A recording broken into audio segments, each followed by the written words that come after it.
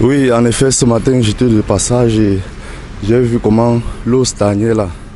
Et j'ai pris l'initiative de faire quitter l'eau de la route en nettoyant juste avec mes mains puisque je n'avais pas le matériel pour pouvoir le faire.